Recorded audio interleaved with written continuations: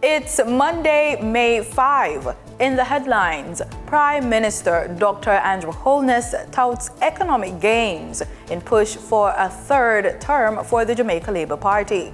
In business news, corporate expansions on track. Regionally, Trinidad and Tobago's new United National Congress government sworn into office. And in sports, the Trinidad and Tobago's Legion suffer their first defeat in the Cricket West Indies Breakout T20 League. This is the news on PBC Jamaica. I'm Simone Absalom Gale.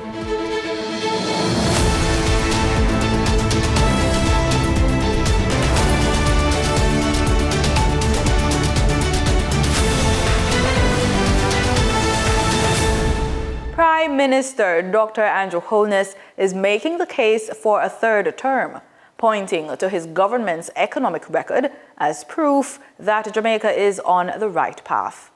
Speaking at a fundraising event in Montego Bay over the weekend, Mr. Holness warned that given the current global uncertainty, Jamaica cannot afford to gamble with its economic future. There are many countries like Jamaica, electorates like Jamaica, who feel this uncertainty as to where we are in this new age of tariff wars, AI wars, and new wars emerging. Where are you in this grand global scheme that will affect the rest of your life? How will you use your vote to ensure that you secure a government that is able to manage this new and changing world, that will not bring you into ideological fantasies, that is a practical and solid government, a government that has proven its international capabilities to maneuver difficult times, to gain the respect of peer countries and other countries with which we relate.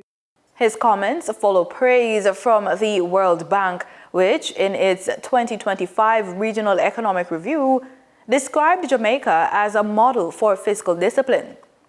The report encouraged other countries in the region to follow suit. International credit ratings have also reflected growing global confidence in the island's economic management. Dr. Holness says his government is ready to continue the journey towards economic prosperity. For those who are comforted by an empty and hollow mantra about the time has come for what? To go back to the past? For a government that showed by their history and DNA that they do not understand and cannot manage these changing and uncertain times.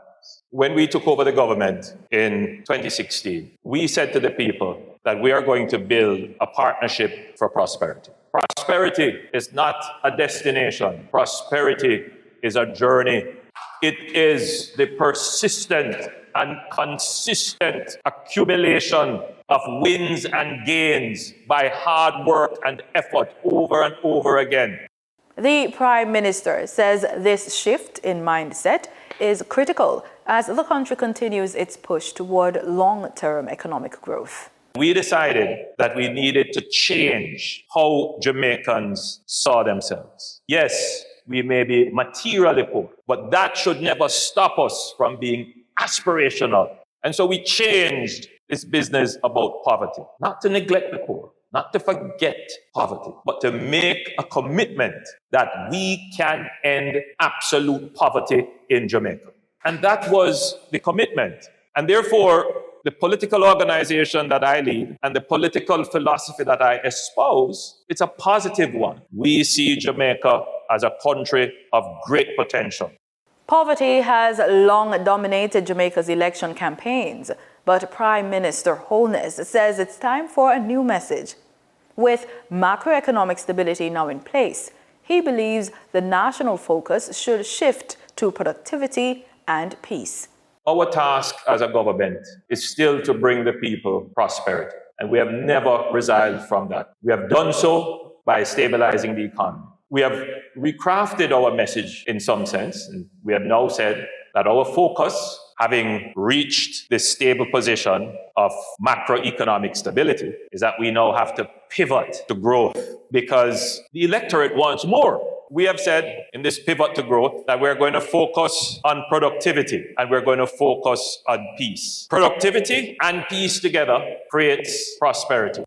Health and Wellness Minister Dr. Christopher Tufton says the redevelopment of the Spanish Town Hospital in St. Catherine is progressing smoothly with no reported incidents of extortion.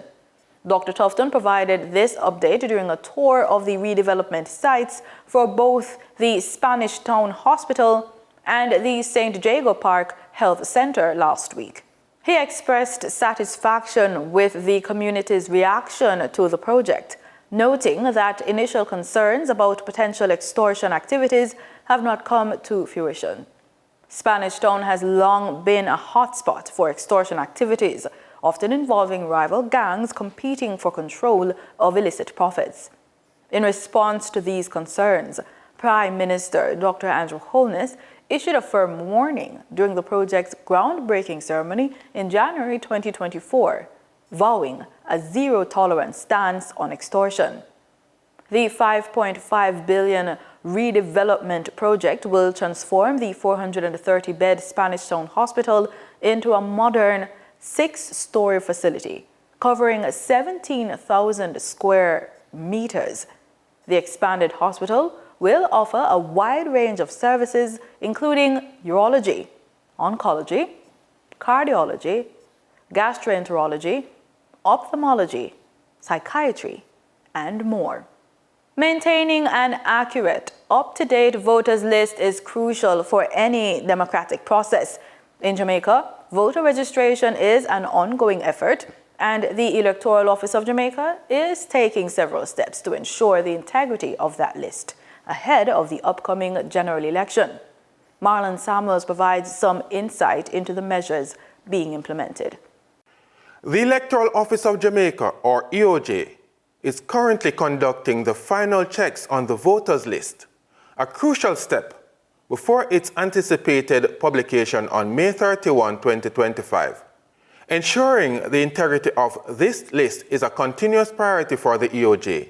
They have implemented several measures to achieve this, including a commitment to updating the list twice a year. This rigorous process involves verifying and removing individuals who may have passed away, among other vital checks. As is required under the law, the RGD, which is the Registrar Department, provides us with their information as relates to their debt, the registered debt, and we use it to assist us. Outside of that, we do have interaction with the hospitals in terms of their records, in terms of the federal homes. We do track what they published in the newspapers and so on. And we do update. We have a continuous removal of persons who have died from the list. In fact, we had a major exercise a couple of years ago where we removed in excess of 150,000 persons who have died from the list. And we continue to do that on a daily basis. Beyond maintaining the list, the EOJ has also focused on making voter registration more accessible. They have established registration centers in every single constituency across the island. This makes it more convenient for individuals to register to vote in the upcoming general election. Furthermore, the EOJ is actively engaging with communities. So we have embarked on a number of things, more so in the intervention, more so in a partnership with different groupings, and certainly the schools, etc., the universities. We have also partnered with youth groups, etc., to encourage them in terms of being a part to get registered and be a part of the process. These partnerships and outreach initiatives are key to encouraging participation and ensuring that potential voters are well informed and have the opportunity to register. For the news on PBCJ, I am Marlon Samuels. Time now for the business report with Denise Williams.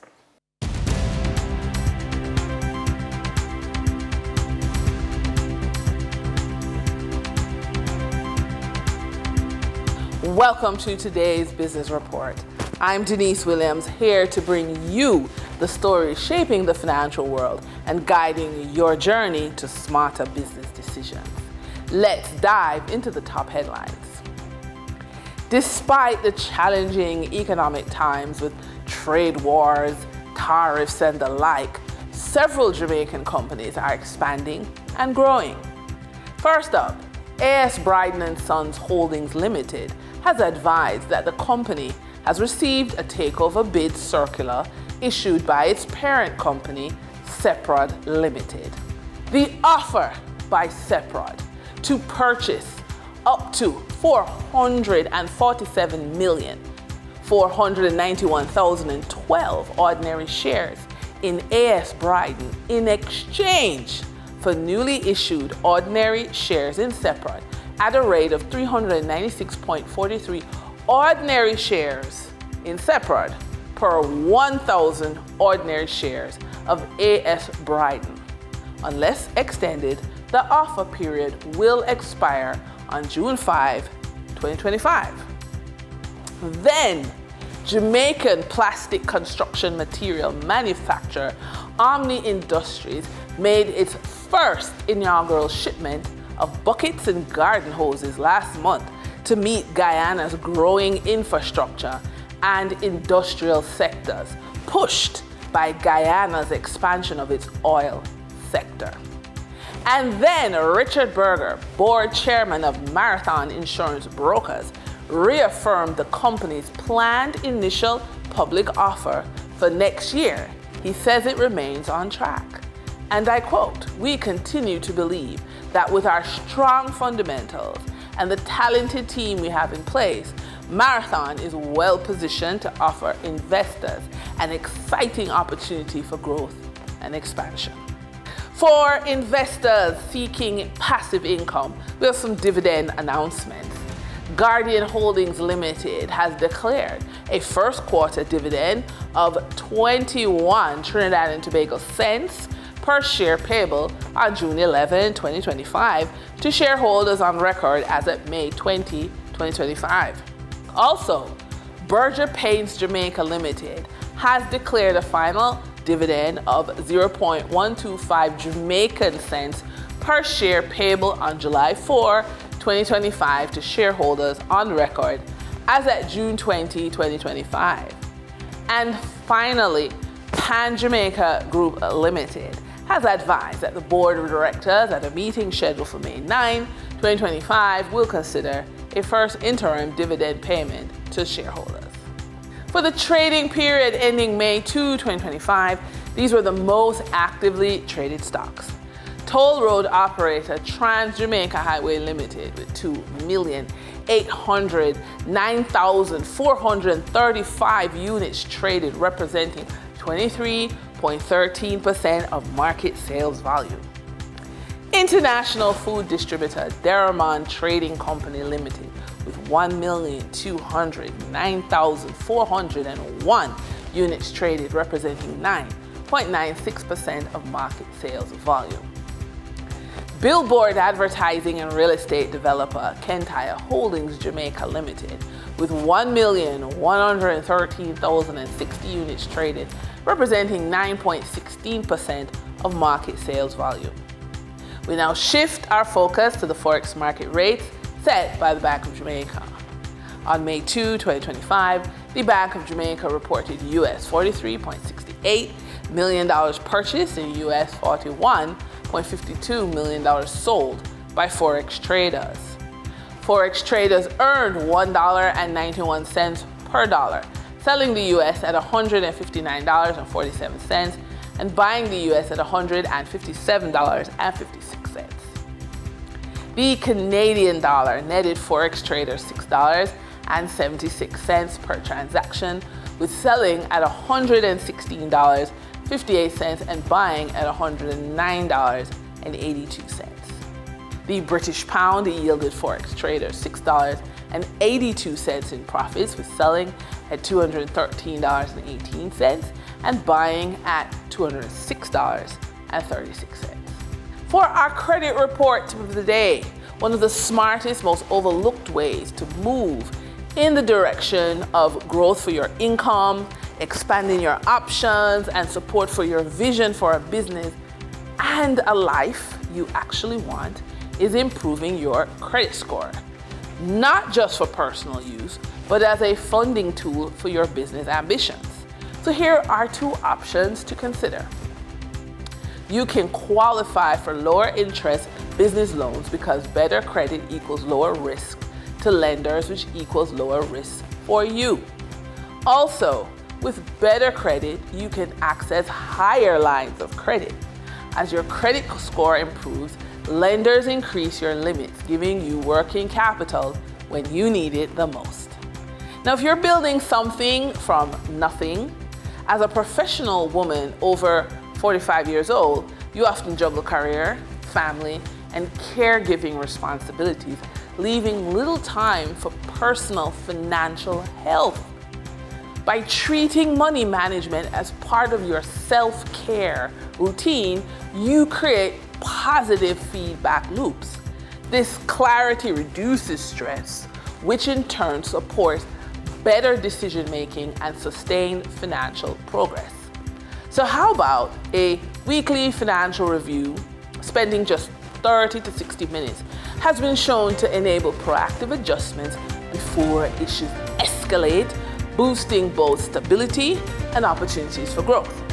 So you could structure this time as your CEO hour and elevate it from a task to a leadership practice, reinforcing the mindset that you are the chief executive of your financial life. And that wraps up today's business report. I'm Denise Williams, reminding you that every financial decision is a step toward your future.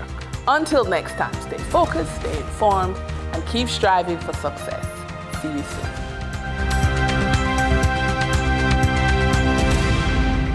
In regional news, new faces and new portfolios as the United National Congress government is sworn into office. More in this report by Karen Cozier-Phillip. New faces and new portfolios as the United National Congress government is sworn into office. More in this report. Attorney at Law Devesh Maraj has been appointed Minister of Justice and Minister in the Ministry of the Attorney General. Michelle Benjamin is the new Minister of Culture and Community Development. Wayne Sturge is the Minister of Defence, while Dr. Michael Dowlath is the Minister of Education. Dr. Rudal Munilal has been appointed Minister of Energy and Energy Industries. He will have Ernesto Kiza as a minister in his ministry. Devendranath Tanku is the new Minister of Finance, while Sean Sobers is the Minister of Foreign and CARICOM Affairs. The Minister of Health is Dr. Lakram Bodo, and Roger Alexander will head the Ministry of Homeland Security. Dr. David Lee is the Minister of Housing. Trade unionist Senator Leroy Batiste is the Minister of Labour, Small and Micro Enterprises. Saddam Hussein is the Minister of Legal Affairs and a Minister in the Ministry of Agriculture, Land and Fisheries. The new Minister of Public Utilities is Barry Padarat, while Vandana Mohit is the Minister of the People, Social Development and Family Services.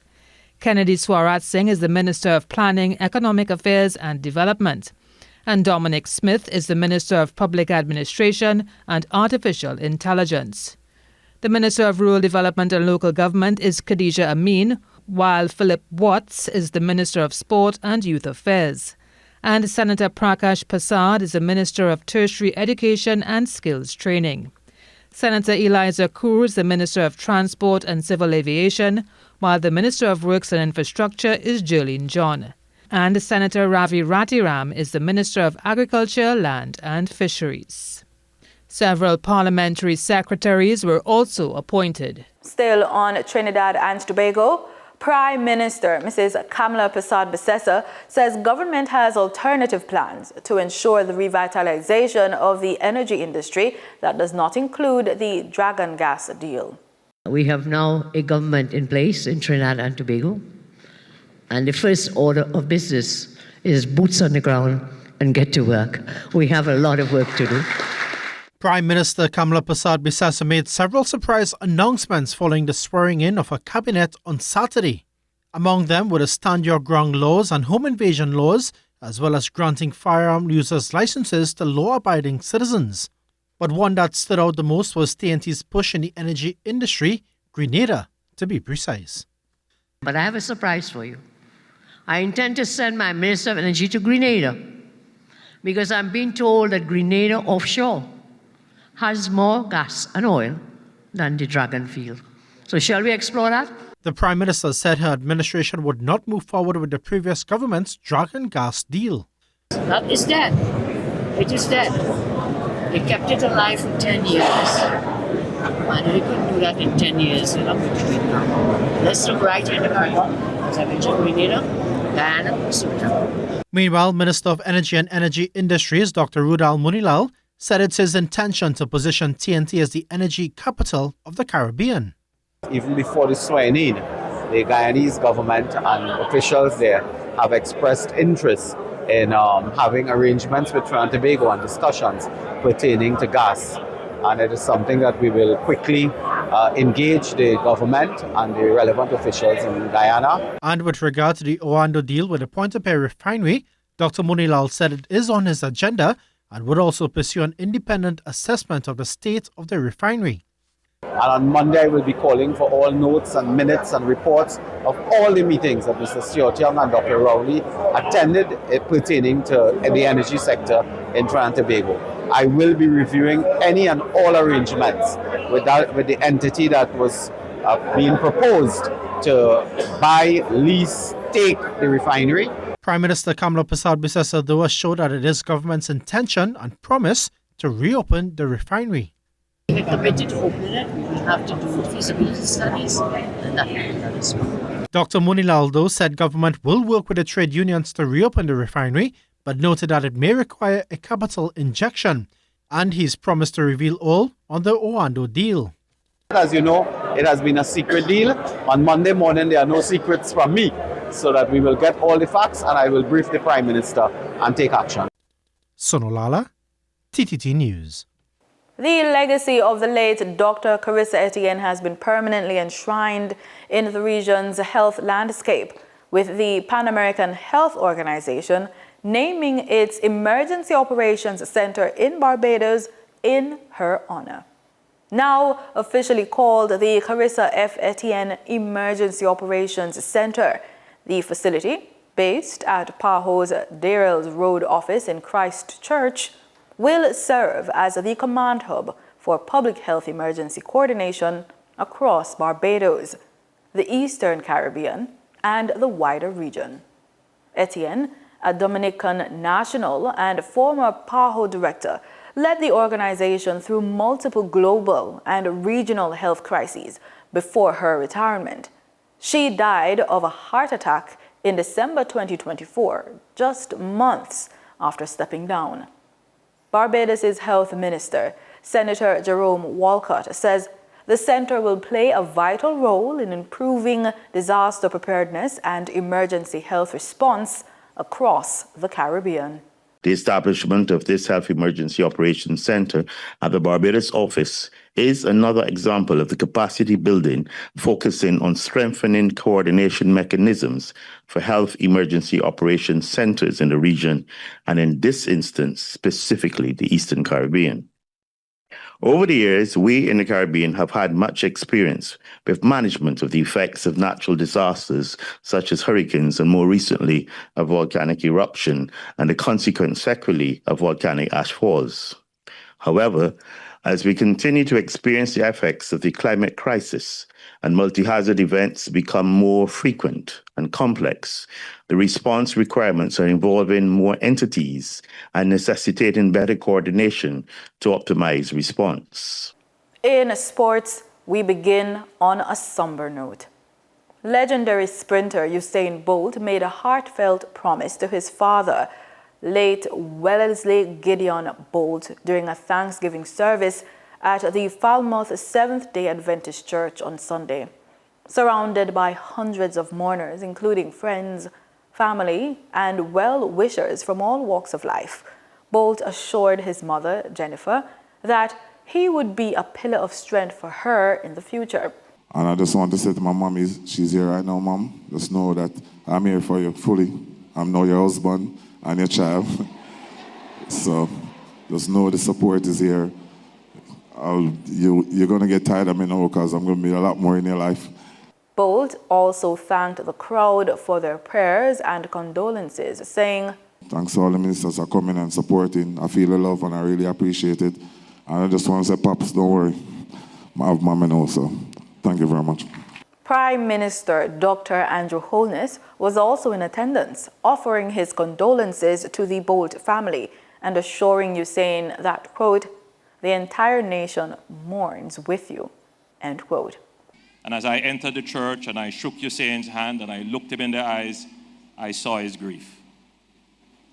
But I want to say to Usain, the entire nation mourns with you. And the entire nation embraces your family and surround you with prayers at this difficult time.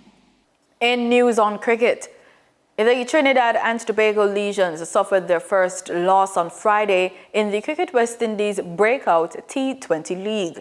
The batting did not live up to expectations, and this time they paid the price. We have the details in this report by Wayne Cunningham.